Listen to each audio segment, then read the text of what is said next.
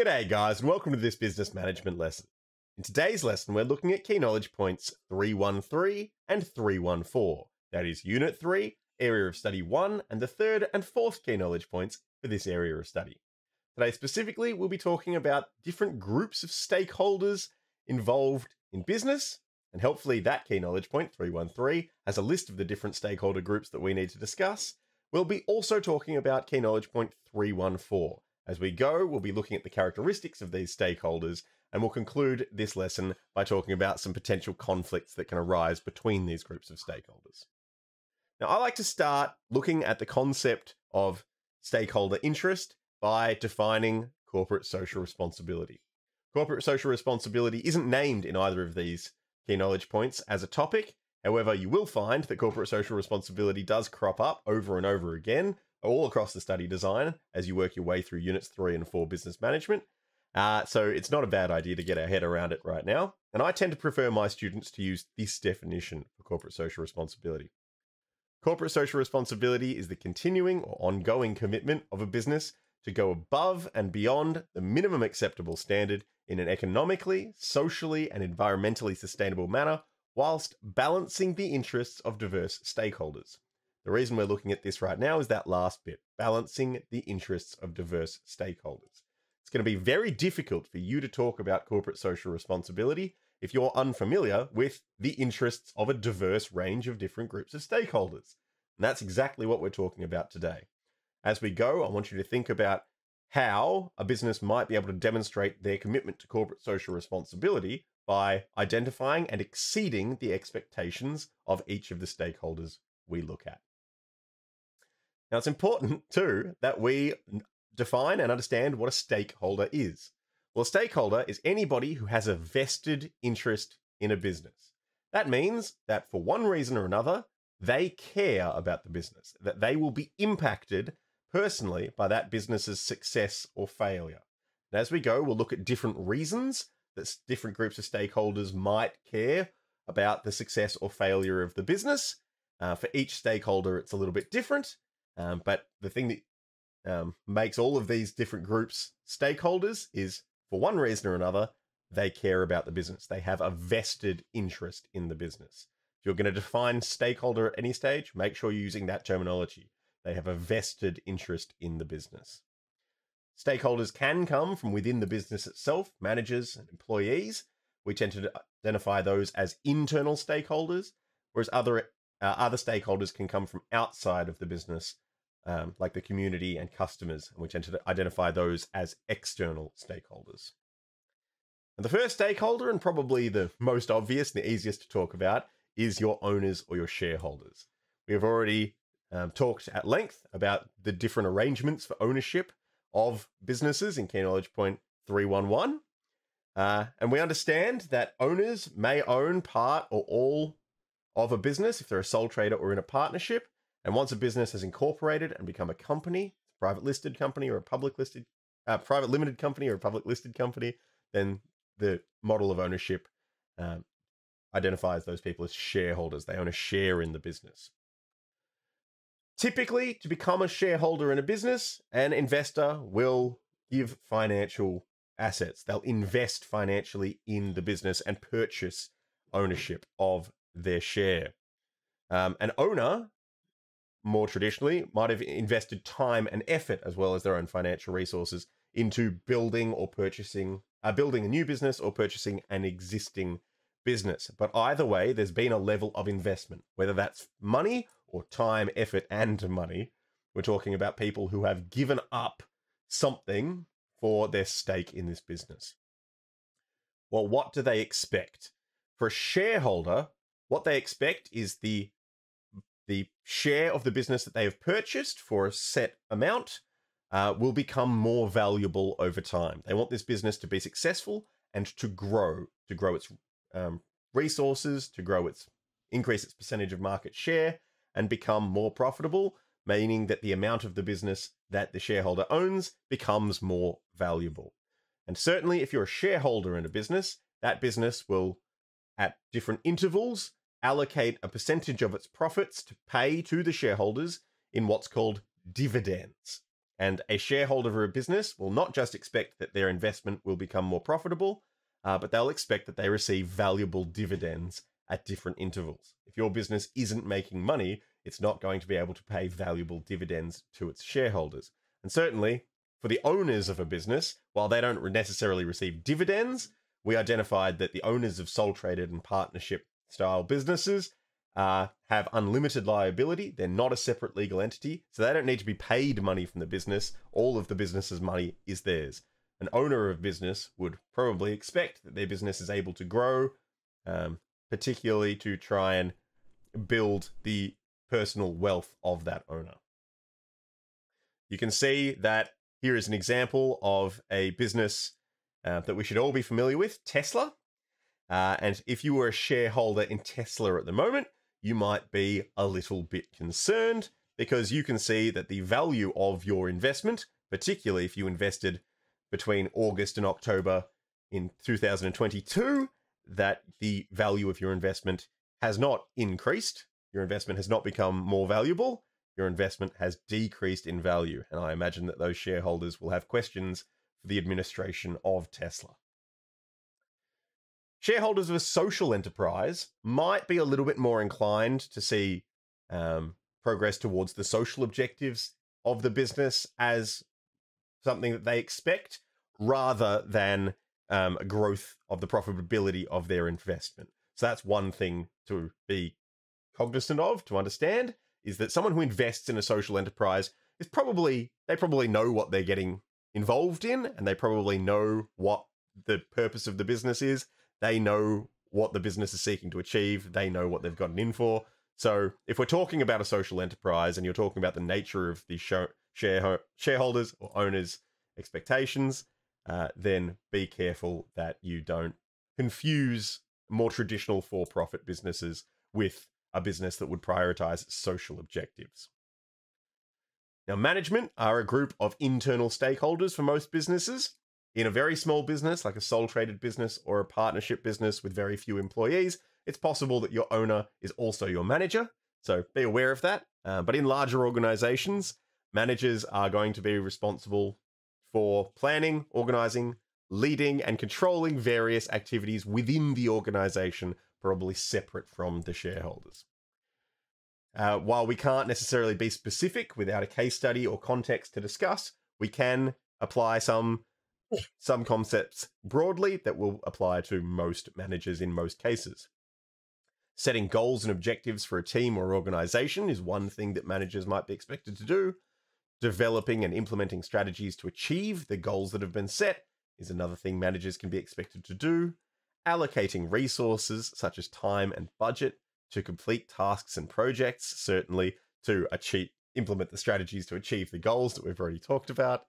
Hiring, training, and managing of employees is part of the human resources function in any business, and managers are responsible for those activities. Monitoring the progress of implemented strategies and adjusting plans as needed is certainly a role of management. Making decisions and solving problems is also something that managers would be responsible for, and communicating with employees, other managers, and stakeholders. Now, of course, the specific duties of any manager will depend on the size of the business they're in and the type of organization or firm that they work in. If you're talking about the manager of an international freight company, they're likely going to have very different roles than if you talk about the manager of a team of doctors and nurses in a hospital. But generally speaking, setting goals, implementing plans, monitoring the progress of those plans, monitoring the allocation of resources, these are all common requirements of managers in any role. Managers expect to have authority and responsibility. It's not often that a role would exist within management where the manager has no jurisdiction. They have no authority or responsibility for decision making. And certainly if someone is employed to be a manager, they will expect that they have the capacity to manage in their own right. So certainly managers may expect to have authority, and that might be an area where you need to pay attention if you're a business owner. Managers may also expect to have subordinate staff, the staff that they are managing, to be compliant or obedient. If the manager implements new policies, they may have the expectation that staff are prepared to comply with those policies. And certainly managers may expect to be able to fulfill the expectations of the shareholders. If the shareholders communicate their expectations clearly, if the owners of the business are prepared to set out a plan that the managers can see that there are criteria for success, the manager will expect that they are able to meet those expectations. If your owners are a bit unreasonable and they set just unachievable goals for the managers might become very frustrated very quickly. Certainly, it might also be that managers have personal interests, personal goals within the business, such as career advancement and professional development. A manager of a team might see that there are levels of management above them, and they might, for their own career advancement or career trajectory, be working well with the idea that perhaps at some stage they can achieve a promotion and move up through their organization. Certainly, they may also be interested in having a positive impact on the overall mission of the organization. They might want to be able to see that their impact on the organization, their work in getting their team of staff to engage efficiently and effectively, is having a positive impact on the business's ability to achieve its stated objectives and to meet the expectations of other stakeholders. Employees are a third group of internal stakeholders. Typically, these are the people who do whatever it is that this business does. They carry out the work of a business, and it's typically the employees who do the bulk of whatever it is that will drive a business towards achieving its objectives. Typically, when we talk about the efficiency and effectiveness of a business, we're talking about the efficiency and the effectiveness of the employees. Because it's the employees who do the vast majority of work within a business. Employees, there's not much else we can say about them specifically. From one business to another, the role of employees can differ quite dramatically. However, they are expected to show up. They're expected to fill a role and a position within an organization, and they're expected to do it well. Generally, we can say that they might provide products or services to customers. They might complete tasks or projects as assigned by their manager. They might have to collaborate with co-workers to achieve team or organizational goals. They might have to communicate with customers or perhaps clients or other stakeholders. They might have to operate equipment or machinery or use tools. They might have to manage inventory or supplies. They might have to participate in training and development opportunities. They might provide support to managers and other employees. They might maintain accurate records and reports. All of the roles that we just discussed are things that employees can do, but not necessarily the things that one employee in one business will absolutely be doing, because, like I just said, the roles of employees can differ dramatically from one business to another. Now, employees in businesses may have a variety of interests depending on their roles and responsibilities within an organization. Once again, someone who is a professional sportsman is going to have very different goals for themselves than someone who works in very high-level healthcare. A brain surgeon and a footballer probably have different goals for their own career, have different interests. However, some common interests that we can apply to many employees might include career advancement and development.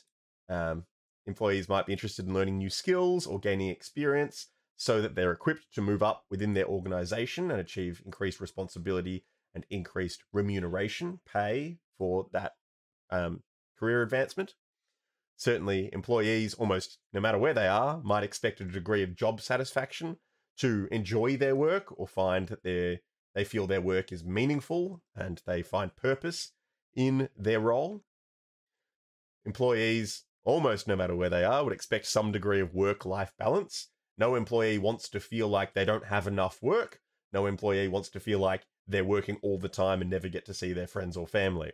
So finding the right balance between work and life is what we call work-life balance. And most employees in most industries would expect that achieving work-life balance is something that they can expect from their role. Certainly, if employees aren't getting remunerated, if they're not getting compensated for the work they do, Well, that's called slavery and that's illegal. So employees would expect compensation of some kind for the work they do. And certainly we tend to express that by saying employees expect fair pay. So what a very highly skilled, highly decorated brain surgeon is paid for their work might be very different than what someone who's starting out working in a supermarket is paid for their work. But as long as the employees in both roles feel that the pay they receive is fair for their work, then you can expect that the employee is going to be satisfied. And certainly an employee may expect that their team or the organization as a whole can be successful. Employees are going to be invested in the overall success of the business they work in because not only will that help maintain a positive work culture, but that will help ensure job security. A business that's working, a business that is successful and is growing and is achieving its goals is likely to continue to require these employees. Whereas a business that's not successful, perhaps sales are declining, maybe your business makes typewriters and computers have been invented, pretty soon you're not going to need employees making typewriters because pretty soon there's not going to be very many people buying typewriters. Now, customers are the first of the external stakeholder groups we're going to talk about. You should know what a customer is. You've probably been one. A customer is a person or organization that purchases goods or services from another business. Customers are an essential part of any business because without customers, a business wouldn't be able to achieve sales. And sales are, for most businesses, the greatest source of revenue. So, for your business to be successful, you need to attract and appeal to and satisfy customers. So, building strong relationships with those customers can be critical to the ongoing success of a business because satisfied customers, customers that you've attracted and appealed to and then satisfied, are more likely to return and even possibly recommend your business to other people, helping to achieve growth for your business. Now, customers' interests, much like many of the stakeholders we've discussed so far, will vary greatly depending on the individual, the customer, and the nature of the product or service they're looking to buy. However, generally, we can say that customers are interested in a business if that business offers something that the customer wants or needs. This could be a tangible product, as we've said here. So a tangible product is anything you can touch, anything you can store. Examples might be a new car or a pair of shoes or a tennis racket or a loaf of bread or a hat or a hockey stick. Anything you can touch, that is tangible. Or it could be a service, which is something that's intangible. You can't hold a haircut or home repair or the work that goes into delivering a parcel from point A to point B. That's a service.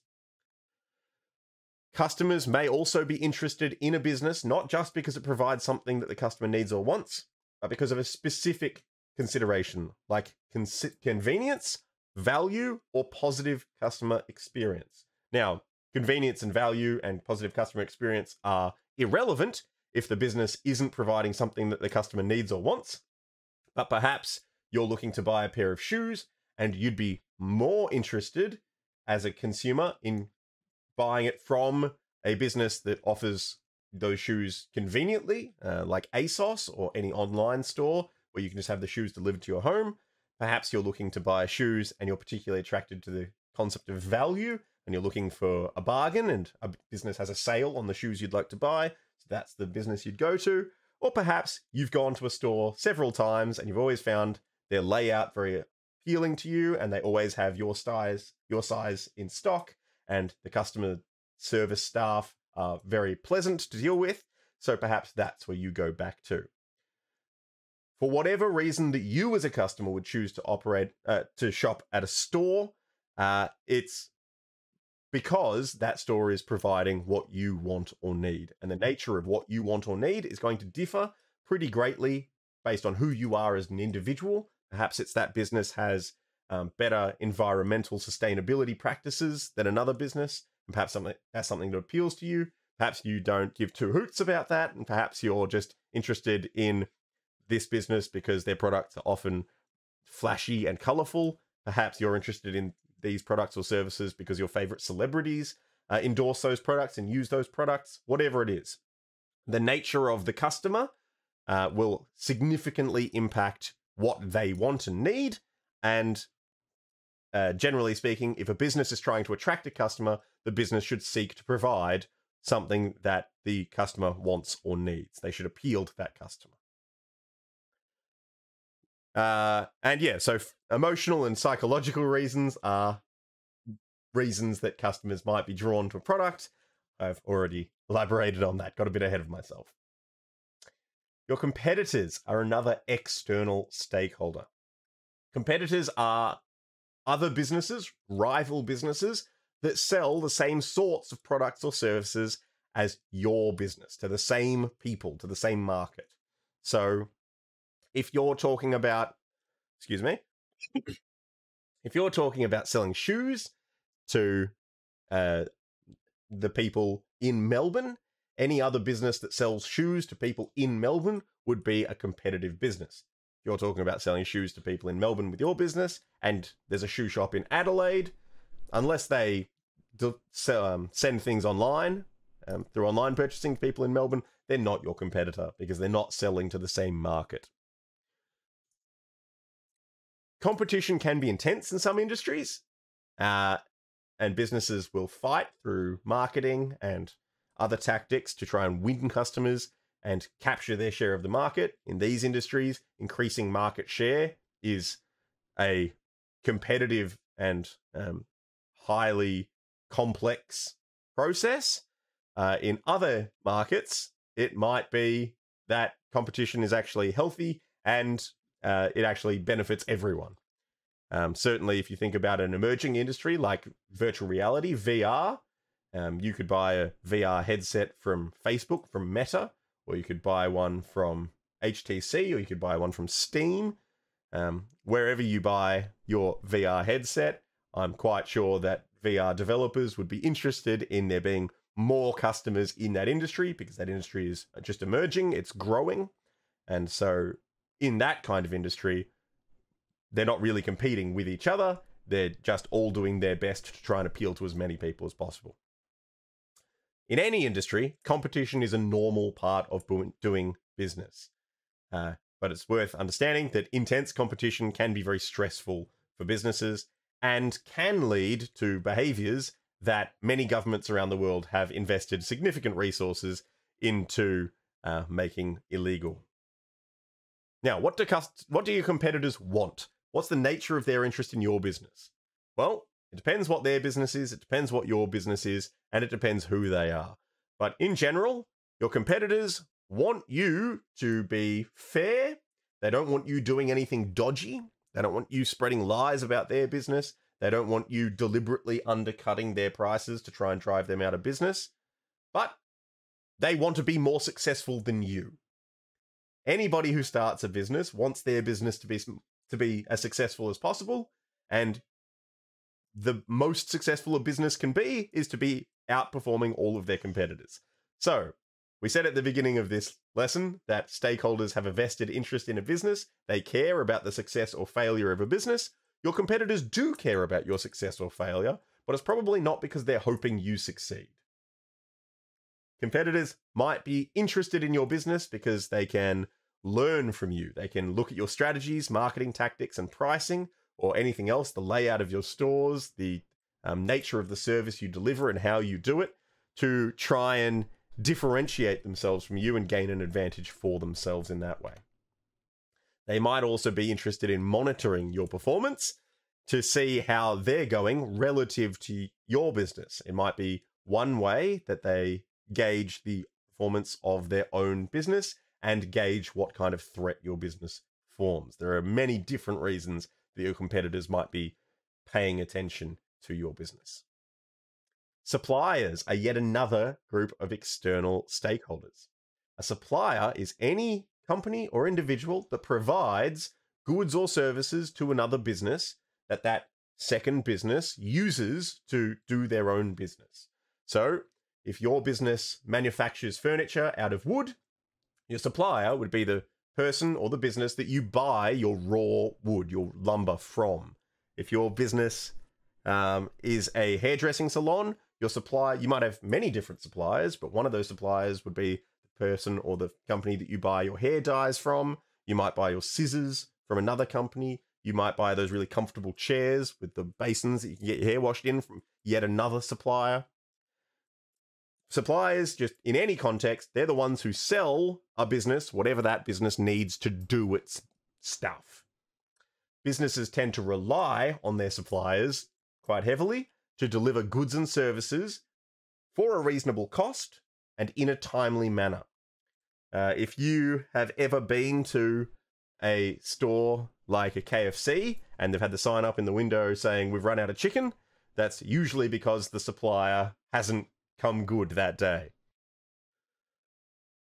However, we're not talking about the business's interest in the supplier, we're talking about the supplier's interest in the business. And the supplier is going to have a different interest based on their relationship with a business. However, in general, suppliers want to do business with customers who are stable and predictable in their demand for goods and services.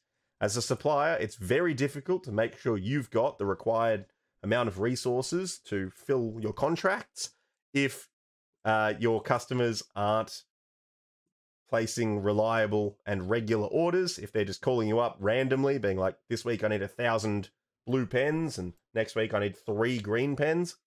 As a supplier, that would be very complicated and likely very inefficient. Suppliers might also be interested in the credit worthiness and financial stability of their customers. They want to know that if they make a big delivery of goods to a business, that business is going to pay for those goods. And finally, suppliers are interested in working with businesses whose reputations and values align with the values of the supplier. Suppliers don't necessarily want to be providing, well, let's just say an ethical supplier, someone like you or I, is unlikely to want to be providing goods and services to a business to then find out that business is in the seal clubbing trade or some horrific industry that does a lot of damage and could bring the reputation of the supplier into disrepute. The general community is a group of external stakeholders. Typically, we're referring to the people and organizations in the area where a business is located. And this can be anyone for any reason, but they're connected to the business. Typically, the general community is where you're going to source your employees.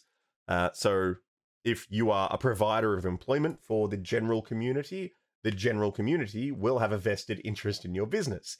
Perhaps it's the husbands and wives and children of your employees.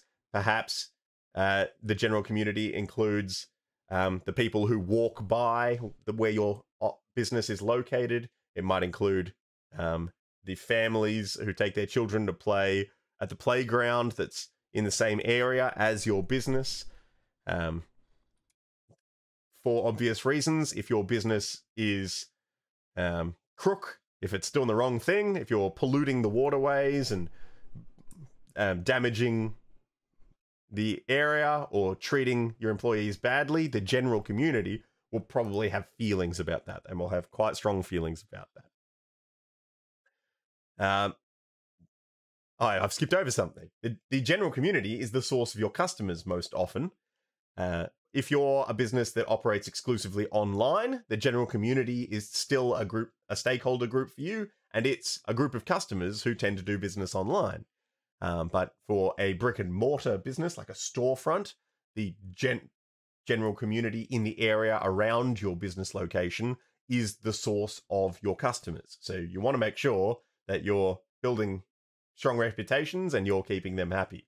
You might have seen, sometimes you'll go to a butcher's shop or to a local milk bar or a cafe and you'll see certificates of thanks from local primary schools because the cafe has donated food and drink to support a primary school fundraiser, or the butcher provided sausages for a sausage sizzle at the local primary school. And that's one way that businesses can appease and appeal to the general community. But certainly, the general community is often going to be a source of your labor, a source of employees for you. People who live near your business are likely to be the ones that you're going to employ. People tend to not take jobs that require them to travel too far from their home. So once again, that's one thing to consider with the general community. And in addition to these practical considerations, businesses have a responsibility to be good corporate citizens. This is where that concept of corporate social responsibility really kicks in here, that it's not just about meeting the minimum acceptable standards, just doing what you do, but there's an opportunity to demonstrate corporate social responsibility by going above and beyond the minimum acceptable standards and meeting the needs of the general community. So being mindful of your impact on the local community, on the local environment, and on the way of life for people living within the general community is one way a business can try and demonstrate their corporate social responsibility. The nature of a community's interest in a business, once again, will vary significantly depending on the specific community and the individual circumstances. However, in general, we can consider the economic impact of a business on the general community, provision of jobs, economic development, paying taxes, are all ways that businesses can have an economic impact on a general community. Impacting the quality of life for people who live in a community. For example, a community may be concerned about noise or pollution. So a business that is conscientious of their impact on the general community in that way is going to appease that community far better. Social responsibility is something that a business needs to be aware of because they do have a responsibility to the general community, including things like supporting the local charities, getting involved in community events. Those butchers and cafes that get involved with the local primary schools are demonstrating their social responsibility. And certainly the provision of services and products will have an impact on the general community. If you open a shop that sells shoes, the people in the general community now have a place where they can purchase shoes, and that's an impact for the people in the general community. So you have to consider what service or product you're bringing to the general community. It might be that you open a store that sells very large knives and swords, and you open it across from a primary school, and you're surrounded by houses of elderly people and families with young children, and it might be that the service or product you brought to the local community doesn't necessarily fit in with that community, and in fact is not in the interest of the local community. Now, it's important that we finish up by talking about examples of potential conflicts between stakeholder groups. I'm going to give you some examples here, but it's probably worth sitting down and having a bit of a think for yourself about all sorts of different ways that the natures of different stakeholders could come into conflict. One example might be that your employees and your shareholders both have different expectations about the way a business could be allocating its revenue. Employees expect safe working conditions and reasonable wages, but what their idea of reasonable wages is could vary significantly. And it might be that they're putting pressure on management to raise wages, but this would reduce the business's leftover profits, which would reduce the dividends that are available for shareholders. And certainly if the shareholders turn around and say, don't you dare do that because we want our valuable dividends, well, that could put the employees and the shareholders at conflict. Certainly, management and customers might come into conflict if management is seeking to maintain the profitability of their business or increase the profitability of their business. And one way they seek to do that is to raise the prices of their products. They might come into conflict with customers who look at this proposed price increase or react to a price increase by complaining that the quality of the products hasn't increased and the value of the products hasn't increased. You're just making them more expensive. And really, you don't want to upset your customers because they'll stop buying things from you. But that's one possible conflict between management and customers. Management and employees could come into conflict, or certainly management and the general community could come into conflict if management decides to maintain the profitability of their business by cutting costs. And one way management could do that is to neglect maintenance of machinery and tools. If they're neglecting the maintenance of their machinery and tools, it might be that the machinery becomes unsafe to use or the tools become unsafe to use, and if employees are put at risk because of that, well, that would be something the employees would get pretty upset about. Once again, employees expect safe working conditions, so perhaps that's a conflict between management and employees.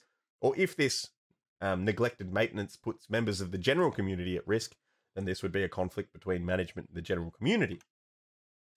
Suppliers are a business themselves, and they seek to be profitable. They expect to be profitable and grow. And one way to become more profitable is to reduce your costs. And in some cases, suppliers might choose to start using unethical or socially irresponsible practices to increase the profitability of their company. But that has the potential to damage the reputation of businesses that work with those suppliers. So it might be a conflict between suppliers and managers.